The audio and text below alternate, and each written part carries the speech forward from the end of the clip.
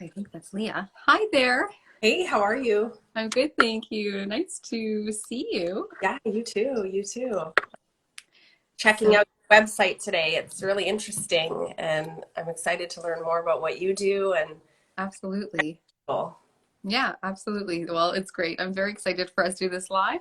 And so I'm just going to wait a few minutes to see when Dr. Sharma will join, and then we'll get going with introductions, and then we'll jump into this great topic so we can help our viewers um, give them some great information. So I'm just going to I don't think she's quite yet here. So we'll just wait a few more minutes to have Dr. Sharma join perfect. as everyone comes in. I think with these lives sometimes. Oh,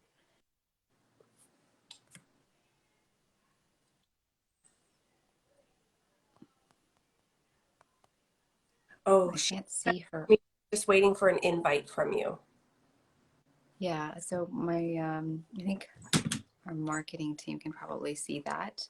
So in the invites here, you just have to join in, and which is what you did, right? Mm-hmm. So Oh, there there we she go. is. Yeah, there's Dr. Sharma. So I'm going to invite you this way, and then we'll get going. Perfect. I'm gonna change this light because I feel like I'm in the dark on Vancouver Island, and it's That's very. okay. Yeah, you're out west. There Yeah. we go. And Dr. Sharma is here. Yay, am I in? Yes, Yeah. you are in. Right. It always takes a few minutes for everyone to kind of join and everything. But we're here, and so we'll just jump right in. It's 6 o'clock Eastern time here in Ottawa, and Dr. Sharma's in Toronto, and Leah is out west on Vancouver Island. So good evening, everyone. My name is Leia Slanina. I am the CEO and founder of Treehouse. At Treehouse, we empower allied health professionals with software and tools in order for them to be able to provide optimal care situations. So whether you are a allied health provider from preconception all the way to early childhood, our technology and our tools allow you to support not only your team, but also to support your clients. And in the mix of all of that we do, we also work with amazing community leaders from across Canada who educate and empower their patients and clients every single day. So we like to work with individuals like this in order to provide accurate and evidence-based information in order for individuals to be able to have access to good education to empower their decisions no matter what part of their pregnancy, postpartum, or preconception journey they are part of. So with that, today's topic is really interesting. We have Dr. Prati Sharma, who we've had on the show or IGTV Live before, and we have also Leia Swanberg, who is the CEO and founder of the Canadian Fertility Consulting. So with that, I'm just going to do some brief introductions, and then you two can also introduce yourself. So as I introduced, we have Dr. Prati Sharma. She is a reproductive endocrinologist and fertility specialist from Create Fertility Center in Toronto.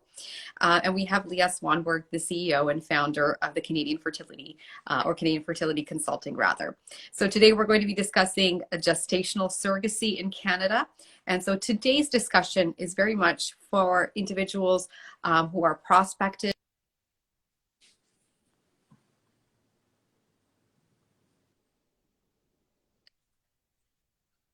Yeah, good. It's not only for prospective intended parents, but also those that are interested in becoming a surrogate. So with that, I'll turn it over to you, ladies, and then after that, we'll just jump right into the questions. Sure. Absolutely. I'm Leah. I founded CFC and Egg Helpers, our egg donor program, 15 years ago. Myself, I have been a surrogate twice and an egg donor 6 times. I also placed a child for adoption as a teenager, and remember in that moment of deciding about adoption, seeing a poster on a guidance counselor's wall that said, "If you love what you do, you'll never work a day in your life."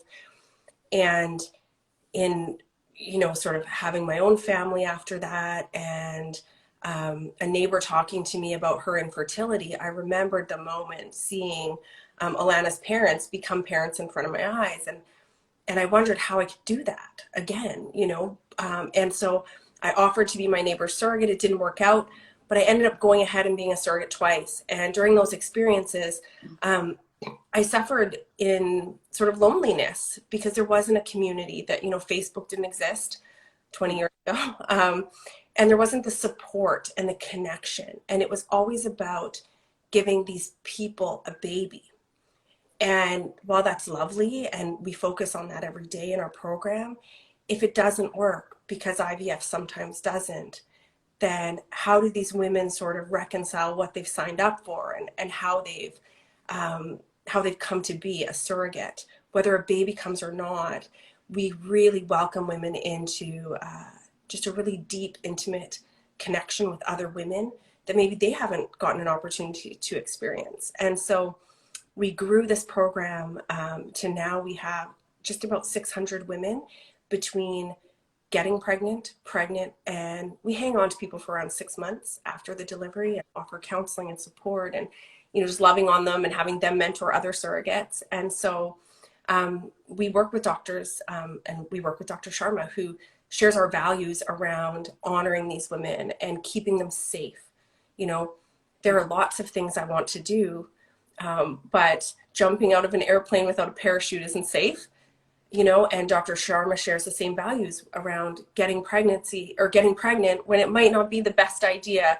You know, we tell women, you know, just to hang on or, you know, whatever that looks like for them. And so Dr. Sharma, you know, created and shares the same values around, you know, single embryo transfers and, you know, twins not necessarily being safe, although they're adorable to look at. We want to make sure women are safe and the babies they carry are safe. So I will pass that on to Dr. Sharma to talk about what she does. Thank you so much for sharing that.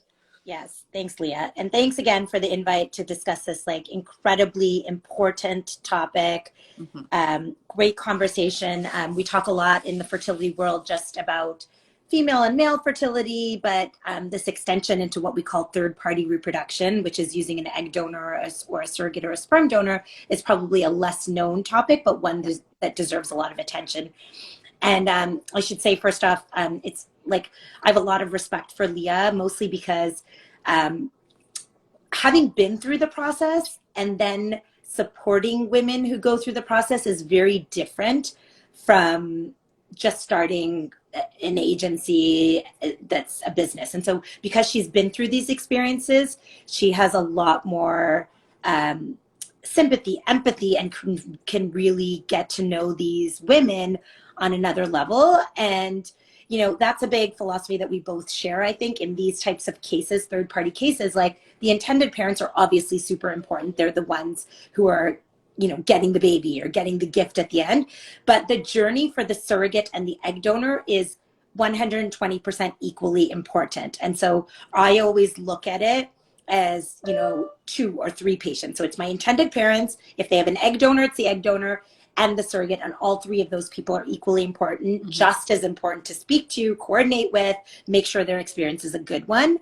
And I think that's the values that we really share in terms of making it a positive experience for everyone involved. So yes, I'm a fertility doctor.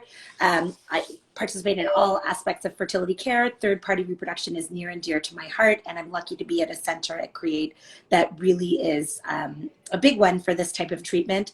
And we have a very supportive team to help both surrogates, egg donors, and intended parents go through this journey. And as I said, I feel very fortunate to work with Leah and her team. Well, thank you. And thank you to you both for making the time today to educate a lot of individuals who are listening today who might want more information. I encourage those that are on this IGTV today, just above my head, there's a little arrow there that if you hit that, you can follow not only Dr. Prati Sharma, but you can also follow Leah and her team. And if you'd like other information, or if we can't get to your questions throughout this entire session, you can absolutely reach out to them afterwards as well. So with that, I think let's get started with some information and some great questions that we've had. If you have any questions throughout the session, please put them in the comments below. and we will come back to them once we get through our first line of questioning. So let's start with a pretty basic one. How does a surrogate, or how does the surrogate become pregnant? I can talk about that from the medical perspective, and then Leah, feel free to jump in at any point. Yeah. So I'll leave the sort of recruitment of a surrogate to Leah and how she finds these wonderful women to help participate in these journeys to help have children. So when we hear about a surrogate because they want to be a surrogate for one of our intended parents, what we do is we evaluate them from a history perspective, look at their pregnancy history, make sure that they've had safe and successful pregnancies. We want their medical history and anything else that might influence pregnancy. And then we do an evaluation to make sure that they're healthy on all aspects: mental health, pregnancy history, physical exam, any lab testing that we need to order, and we check their uterus by a test called a sonohystogram. But when it comes to actually getting pregnant, we have a variety of protocols that we use to do what we call frozen embryo transfers, which is taking an embryo that is top quality, whether it's a blastocyst. Typically we do genetic testing on the embryos. Like, our goal is that the first transfer is going to work. And if not the first one, maybe the second one is okay. We're like a 1 to 2 transfer hopeful success, because we really want it to work out for everyone and minimize trips and travel and hormones for the surrogate, and obviously peace of mind for the intended parent. So usually these surrogates will undergo one of 2 types of protocols. One is a medicated hormonal protocol designed to prepare their lining to achieve the necessary thickness to allow an embryo to implant. And so those hormones in general are estrogen and progesterone. Sometimes we throw a little bit of aspirin in there so that they don't risk blood clots being on hormones. But a treatment that's come into a lot of favor for surrogates lately, and one that I'm particularly proud of using a lot more because I think it's easier on the surrogates in some aspects, is a natural frozen embryo transfer. And so this sort of capitalizes on the fact that these women always get pregnant naturally. They're like meant to become pregnant in their natural cycles. So we use their natural menstrual cycle, less hormonal burden and treatment, and we put the embryo in during their natural ovulation. Now, whether we choose one type of protocol or the other really depends on where the surrogate lives, what she's tried before, if she's had a success before, what their feelings are about taking hormones. Usually the ones that are further away, we'll give them the medicated protocol. The ones that are closer and willing to monitor will do natural. But, this is a discussion between the fertility doctor, the surrogate, and what she prefers and what we think will result in the most successful outcome. So the actual embryo transfer to get them pregnant is done at our office. The embryo is thawed, and it's actually fairly simple. It doesn't need anesthesia.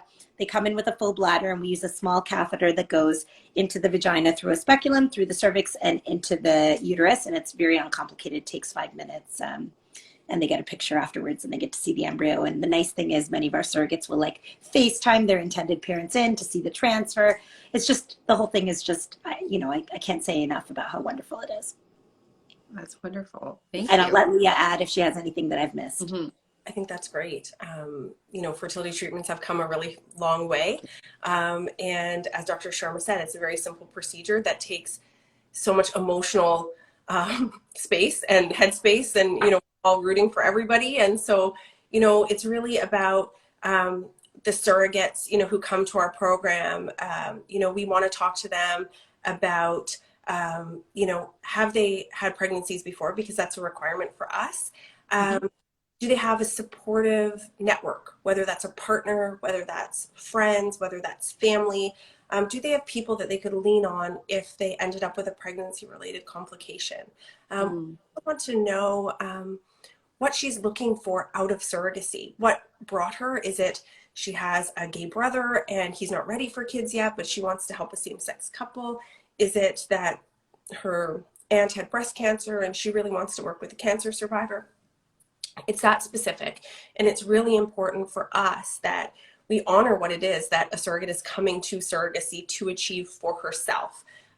Baby's great, but we want to make sure that we really find people that share her values around pregnancy health, prenatal care, OB midwife, people that want the same type of contact post-birth that she wants. Do they believe in termination for a medical abnormality, or would they have some religious beliefs that, would say, hey, we're all just going to hang in there with the pregnancy regardless of the outcome?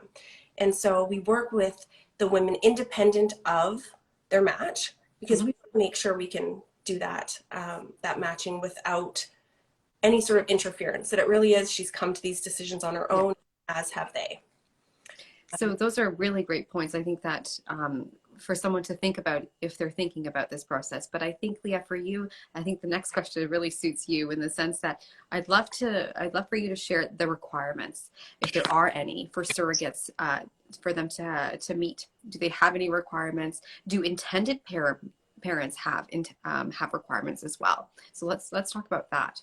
Absolutely. So our requirement really falls under the Canadian legislation around surrogacy, which is that she's 21 years of age. And really, we find that fertility clinics suggest that the women be under 45, so 21 to 45, healthy, uncomplicated pregnancy history to protect her and to protect the baby that she'll be carrying.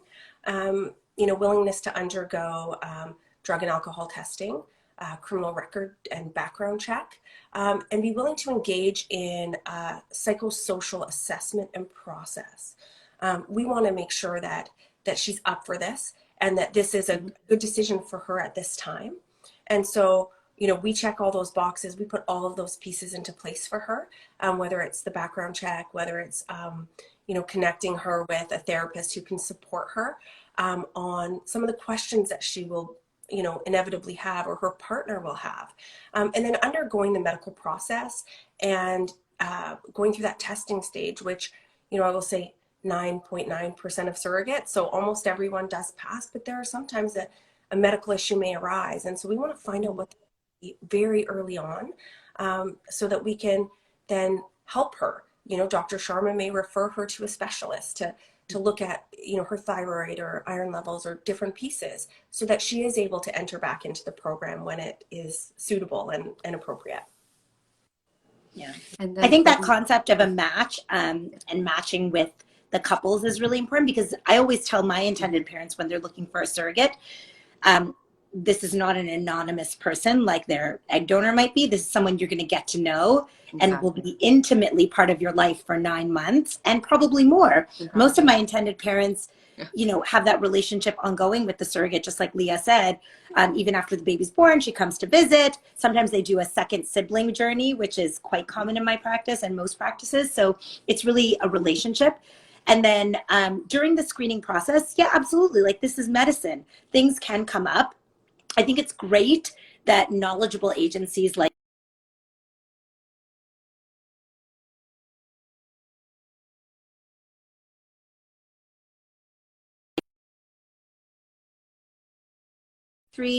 she had to get her placenta removed after the delivery. Is that something that we should be worried about? So it's really like a collaborative effort in terms of making sure that any issue that comes up is talked about between the doctor, the intended parent, and the surrogate. Like, I'm always calling my intended parents and the surrogate to discuss potential issues and say, how can we get around this? Is this going to be safe? Is this okay? What additional testing should we do? And so, this is just a real collaborative effort to make sure that the match is perfect, both medically and psychologically. Very important. Now, let's talk a little bit about the intended parents and the intended parents. Do they have any requirements specifically, Leah? Yes. So in our program, we work with parents who would be a maximum combined age of 110. That was a number that was around probably about 10 years ago that sort of just stuck with us. And that really is just because we, and all surrogacy programs run surrogate-led programs, which means the surrogate selects and then the intended parents decide if they want to move forward. And we were finding that older intended parents just weren't being selected. But in terms of sexual orientation, medical history, we work with intended parents who, are HIV positive, have hepatitis, have cancer, and are currently undergoing treatment, because we know that these are vulnerable populations and people who really have often no other choice. And so we want to encourage and support people to move through this process. Financial requirements, absolutely. We talk about where people can get money, where funding, provinces where funding is available if they're Canadian. We talk about how to work with your HR department around language for family building money that may be tucked away somewhere, and if it isn't, you want to get on them that it should be. And so we really talk about all of those pieces and ensuring that people are having access to this amazing process. Yeah. So one of the burning questions that we're having this evening, and I think it's great that we've outlined really the foundation of what those requirements are for not only the intended parents, but also for the surrogate.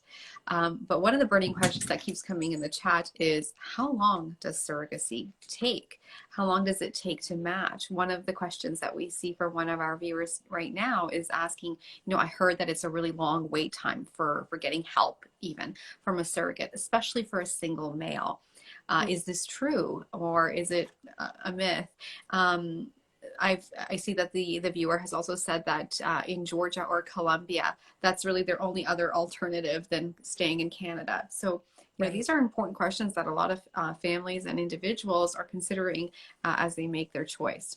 Absolutely. And I know one thing about surrogacy everywhere in this world is that it's the women. It's the women who show up to do this that, whether they're in Colombia, Greece, Georgia, the Ukraine right now, we care about those women. And I travel and have met surrogates in all over the world, and they're brilliant. And so, in many of those countries where, surrogates are paid, and it is an opportunity for them to change the lives of their children and their family, and it's like a legacy that they will provide. There definitely are more surrogates than parents, and that's wonderful. However, they're still quite unclear in Colombia. It's a new destination, and one I do have some clients exploring right now. I will say that keeping women safe is really important to me, and so being in a country such as Canada, which is a very safe jurisdiction legally, become parents, to be on the birth certificate immediately upon the birth of your child. And wait times generally in our program anyways are 6 months to 9 months. So we suggest people while they're creating embryos, while they are putting the rest of the pieces together, that they begin searching for a surrogate. Single men, single women, it takes a very special surrogate, and she's often a single mom, and she often is a proud and strong and beautiful and wonderful single mom who gets single parenthood, and it's a perfect pairing. So while there are definitely intended parents who have struggled and it's taken longer for them to become matched, or even to stay matched, because this relationship is the deepest, most intimate relationship people will ever have, with a stranger that they met through a third party. And so, of course, keeping all of that together is really so important. And so we provide a lot of coaching to intended parents and to surrogates on communication styles and how to bridge tough questions and how to really show up for one another, but as well holding your boundaries around your health and, for intended parents, their baby's health. I mean, I can speak a little bit medically because it's interesting. The intended parents, and there's lots of different intended parents who need surrogates. I mean, it's a little different when it's a same-sex male couple, because that's sort of the first step. They have to use a donor egg and a surrogate. But for a lot of hetero couples or couples who need a surrogate after they've been through a long journey of failed IVFs and failed transfers, it is hard when you say, okay, I think surrogacy is the next step, and now you have to wait 6 to 12 months to find a match. So I mean, as a fertility doctor, I definitely commiserate with that process. And sometimes, yes, even, same-sex males, they create their embryos very fast and they're looking for a year. So it is a long process. But I think, as Leah said, we're fortunate in Canada for a couple of things. One is the healthcare is really good. And so I find historically when some intended parents were going to other countries, I think you just didn't have that same level of comfort with what was happening during the pregnancy, the distance, the not being able to call and find out about the scans and the follow up of the pregnancy, that can be really tough. So even though, good things come to those who wait, right? So even though you could get a surrogate somewhere else that might be fast, it might not be the best thing. The other thing is, I will definitely say our premier agency that we work with is CFC, and they are probably the #1 matched with most of our clients or intended parents. But we are fortunate that the platform is really opening up, and there are multiple agencies, and it's good in a way. Like, I'm sure for Leah it's a little bit of business competition, but in a way it's great that Canada has really come onto the playing field as a forerunner with third-party reproduction. And so because of that, we have lots of intended parents, but we also have lots of surrogates, lots more than even when I started 10 plus years ago. So I feel very lucky, and I feel like the times have changed. And so I really tell my patients, like, hang on, that special person is going to come to you. And, a perfectly vetted surrogate with a perfectly produced embryo is really like top tier pregnancy rates. So even though it's a long haul, it's worth it in the end. And I think things are just improving for the better in terms of the matching process. Thank you. One of the questions, just a reminder, viewers, you don't need to have someone with you always. Someone asks, do I need to have a family member along with me, as I am a permanent resident in Canada and my mom lives in India? Single parents can go through this process, single males. Yeah. And that's an interesting point to make, because in some outside countries outside of Canada, there are certain rules that single men can't do it or gay men can't do it. So, we're very open in Canada. And so I think that's to the benefit of patients who do undergo this process, intended parents. Like, we believe that the right to parenting should be for all, right? And Leah, I'm sure you would agree with me on that. Absolutely, absolutely. And, whether you're a surrogate and you're single, whether you're an intended parent and you're single, we have a community for you. Like, we have your people, and we will introduce you to them, and they will be your greatest fans and your cheerleaders and help you through this journey. That's wonderful. Thank you, Leah. Now let's talk a little bit about payment. So what is the average cost of surrogacy in Canada? Are surrogates paid, and how much? So in Canada, surrogates are not paid.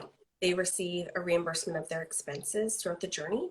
And on average, we see that being, $25,000. So there is money. There's money for groceries. There is money for communication expenses above and beyond what, you would typically expend in your day-to-day life, childcare, other pregnancy-related services, clothes, whatever someone would need. In our agency anyways, we have a tech platform that allows surrogates to upload their receipts in order to be reimbursed for their expenses. They're never out of pocket. And we ensure that, as they draft their contract with the intended parents and the lawyers are involved, that everything is there. If they were to be on bed rest, that there would be around-the-clock care for them, for their children. All of those pieces are covered. And in terms of the overall process, it really depends if you have embryos, if you don't have embryos, if you are going through a funded cycle because you have that opportunity and you live in Ontario, if you have coverage through work, if you have a health spending account because you're self-employed and you have a way to sort of cover the expenses of your surrogate that way. So there are many, many variables. I will say our clients who need an egg donor, a surrogate, the clinical costs for the legal costs, sort of everything for a couple in Canada, we would probably say that they would spend about $80,000. So it is definitely expensive, and we will work with intended parents on where to find that money. And I review people's HR packages all the time with them over a glass of wine on a Friday evening, and we look through and we literally scour, because that is where the money is. Yeah. That's about 100,000, but I think it's fair to mention comparatively. I trained in the US, and so if you compare what the cost is in the US, it's almost unattainable in some ways. So the cost is way lower in Canada, and that's why we have so many intended parents from outside of Canada coming to do surrogacy here. I have to also comment on the difference. I think because it is, everything's a business in some ways, but because it's not so focused on the business and the monetary aspect and the payment to these surrogates and egg donors as well, the relationship that's built is different. It's a relationship really based on sort of love and trust and wanting to altruistically help each other, as opposed to just a financial transaction. So yes, it's expensive, but it's not purely based on that. So, I've noticed that the relationship is a lot better. And then, I know that's a scary number to think like $100,000 or, $50,000 for like guaranteed packages and things like that. But these types of cycles are really the most successful things that we do. And so again, sort of going back to the fact that some of these patients have had repetitive IVF failures, or older, or have had implantation failure, or even for same-sex male couples, it seems like, wow, this is so expensive just to have a baby, but it really is the most successful thing we do. If you take, it's really what you think, you're taking this perfect embryo and putting it into this perfect woman who's used to having children. So I quote the success rates for the first transfer to be upwards of 70 to 80%. So that's, you don't hear about any other type of cycle. So well worth it when you come to that point. And I think as well, we look at adoption in Canada, private adoption, we look at, cost on average, nearly $60,000 often. And none of that goes to the woman. You can't buy a birth mother a cup of coffee. And so, the surrogate is reimbursed for her expenses. And there's something to be said about being present during your pregnancy, having say around medical care and what being able to craft that together, which is very different than adoption. And it is a very safe option in Canada legally. In places like Ontario, within 7 days, you're on the birth certificate of your child, whether you are two men, one woman, a man and a woman, it doesn't matter. And so it's really reassuring that way as well. Leah, just to talk a little bit more about the costs, because it is an important question still. In Canada, do we have any insurance that covers surrogacy? Sure. So in Canada, the surrogate uses her provincial health care during the pregnancy. There's no way to opt out of insurance. And so while intended parents would love to often pay for the health care that they would like for their pregnancy, as for those of us who have been pregnant may appreciate, that concept, it's not possible. And so the baby is covered under the intended parents' health care if they're Canadian. So whichever province they reside in, because the baby will meet the residency requirement. Should the intended parents come from outside of Canada, and yes, cost is a reason sometimes people come, but also, from many couples who are, from countries where surrogacy is completely inaccessible, like in France, or same-sex male couple in Israel, they are required to purchase insurance for their baby because their baby is not a Canadian. We do not ever want to abuse our Canadian healthcare system. And so they purchase a policy before the surrogate gets pregnant that will cover their baby. And the cost for that is, generally between $5,000 and $10,000, depending on their health history. And we put them in touch with a great company. I'm just going to shout them out in the US, Art Risk. And they find a policy for the parents based on where they live, their health history, surrogate's health history, where she lives. And that is put in place ahead of time and is a requirement of, our agency, great clinics like Create. We want to really make sure that the surrogate is never on the hook for a bill, that intended parents are never surprised with the bill, because babies do come early. Health issues arise during pregnancy where, the baby being born is safer than sort of surrogate staying pregnant. And so we want to make sure that everybody's covered. Thank you. And we encourage everyone who's listening and watching today to continue to ask questions. If we haven't answered your question, or if you have even more deeper questions, feel free to just click that little arrow at the top and follow all of us, and so we can help you through your journey. Another question that we have from one of our viewers: after how many implantation implantation failures are we advised to switch to a surrogate? Does it always work in the end? What should we do? I'm going to take charge of that one. Yeah. So, you know, repetitive implantation failure is probably the biggest problem that fertility doctors are facing now. And I think, you know, it's because we figured out kind of how to create these perfect embryos by, you know, really knowing how to make our lab create very viable embryos. So like egg to blast ratios are really high. We've perfected our culture medias. We have various like fun tools and toys that encourage embryo growth in the lab. And so getting blastocysts, which are high yield embryos, is, you know, really normal in the lab, even for women who are older, which is great. Our field has really advanced. On top of that, we have a way of biopsying the embryos and testing whether they're normal or not. That's called PGTA, or genetic screening of embryos. So now you've got this like medium to high number of embryos that have been tested and are normal.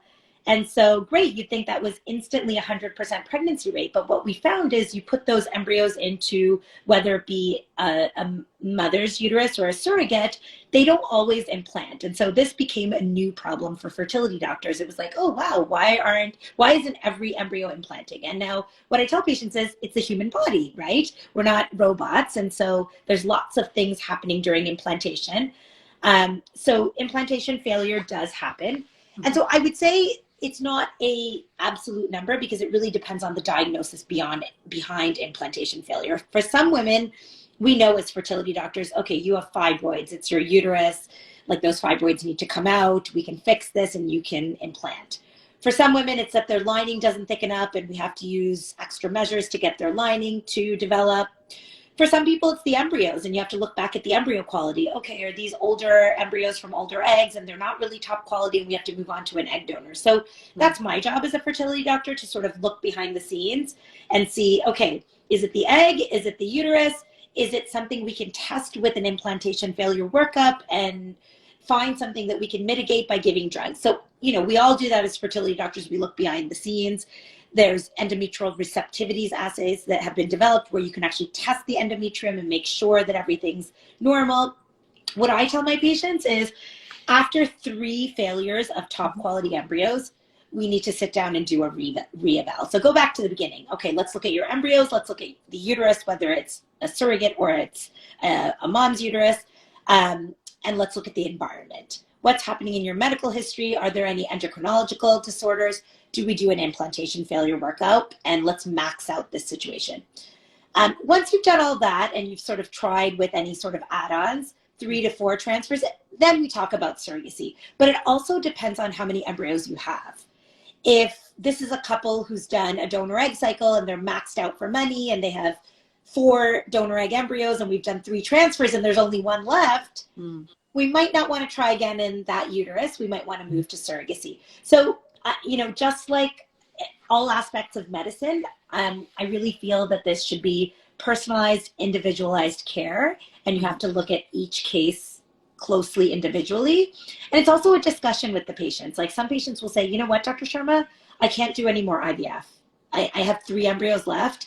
I don't want to try in myself because I know my yield is going to be lower than a surrogate's yield. So let's move on to surrogacy. So it's really important to have that discussion in these implantation failure patients and sort of decide what to do. I mean, I would arguably say probably 1 implantation failure or 2 is probably chance alone.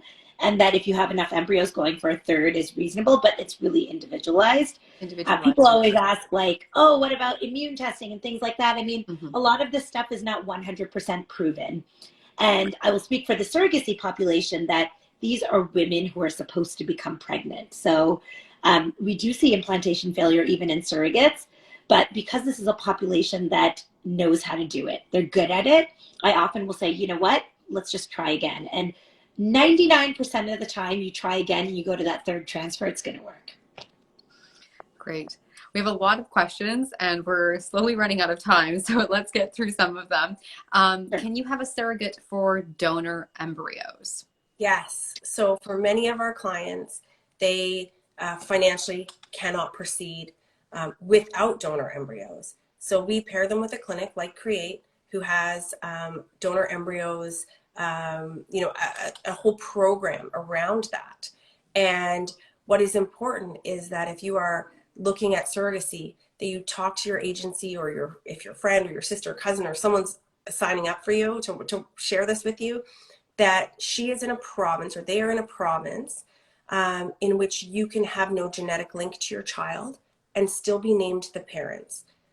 Medically, it's a thing, but legally, you really want to make sure that you can be named as parents. And the majority of provinces in Canada, you can be, but not all provinces in Canada. I've learned something new, Leah. I didn't know that. Yes. Really important. Mm-hmm. Okay. Next question. Are most surrogates amenable to transfer a low-level mosaic? So while intended parents have spent what feels like a lifetime in a fertility clinic consulting with doctors like Dr. Sharma and really delving deep into the research around mosaic embryos and not, surrogates are showing up to do one thing, to get pregnant, have an amazing experience, or a few things, and help someone have a child. They likely don't have that, you know, the doctor would likely tell them, hey, these people have, the chances are, the risks are, and then at that time, you know, the grouping is going to have a conversation about that. But yeah, it's an interesting thing, and also another issue that's come up recently because we're testing so many embryos. I mean, I can speak both on the for side and the con side. On the for side, I will say I've had a number of patients that have transferred low-level mosaics and had a baby. But aligned with what Leah's saying, like, I wouldn't expect a surrogate to understand that. So I think as a fertility doctor, what would resonate for me is if that was a possibility, I would want to have a really good discussion with both the intended parents and the surrogates myself about the risks and the benefits, because there is a higher rate of failure and a higher rate of miscarriage, but there is a reasonable chance of success too. And that's where I think good counseling is important. And on both sides, not just on the intended parent side, but also on the surrogate side, because they want to understand what's happening to their body. So the short answer is, yes, it's a reasonable thing to consider, but with good and effective counseling and discussion. Agreed. We spoke a little bit about this, and I would encourage everyone who's listening today to save this IGTV and watch it, because we went through so many different topics. But one viewer asked, what's the minimum amount of frozen embryos you need for a surrogate? I guess Dr. Sharma had reiterated the importance of personalized care, how it's done individually. But I don't know, Dr. Sharma, did you have anything else that you wanted to add? No, for sure. I mean, the only other thing I would say is I see a lot of patients who create embryos. I mean, this is outside of the same-sex male category because they go right into a surrogate. But outside of that category, a lot of my patients will say, well, I want to try just once or twice in me. And if it doesn't work, I want to put it into a surrogate. So again, that's where we have to decide what's the right number of embryos to have. If you think I'm definitely going to go for surrogacy if it doesn't work in myself, then you need more embryos, right? And I always say, like, again, it's a high success rate, but euploid implantation failure is a real thing. It does happen in 30% of the cases. So having more embryos is always better. And so, yeah, like, I mean, ideally, I would want at least 3 top quality embryos. In an ideal world, they would be genetically tested, because I think having 3 for transfer, whether it's into yourself, but into surrogate, let's talk more about surrogacy because that's why we're here. I think having 3 is a good number, because I think within 3 embryo transfers into a well-selected surrogate, the chances of having 1 baby are high. Again, that's another piece of the discussion. If you want 3 children, you obviously want twins, should have for more example. embryos. And a viewer asked about twins as well. That's a whole nother topic about transferring more than 1. But yeah, so your childbearing goals are also important. And I talk to all my patients about this. I'm like, how many kids do you want? How old are you? And how many embryos should we make? Whether it's your own or donor egg or surrogate, that should be part of the discussion. Mm-hmm. I agree. However, I will say, if you have 1 embryo and you're willing to take that shot, because it's the 1 embryo you have and you know you're not going to implant it in yourself and you can't leave it there, For sure. you know, let's go for it. Like, I agree.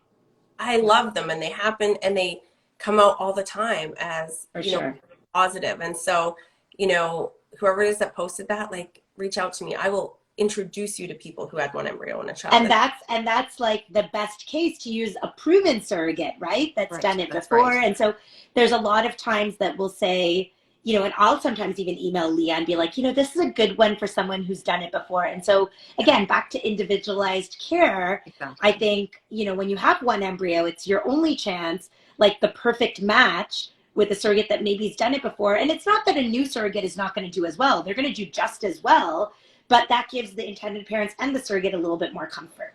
Yes. Let's talk about some legal elements because we're in Canada. And so are there any legal entities that are involved here in this process? Do we need to engage lawyers? Do we need to have legal agreements and contracts in place? These are really important questions. What are those answers? So Let Leah start with that one. so important that everyone is represented, that the intended parents have a lawyer, and that the lawyer who is going to protect her legal rights and to really craft what she needs in a contract. We want to make sure the surrogate has a will and power of attorney, that if something were to happen to her throughout the pregnancy, that everybody knows that this is these people's baby, and everybody knows would she want to be kept alive on life support. You know, there's so many nuances to the legal process, but the answer is yes. Everyone is required to have a lawyer, and why that matters prior to pregnancy is that in many Canadian provinces you can't be declared the parents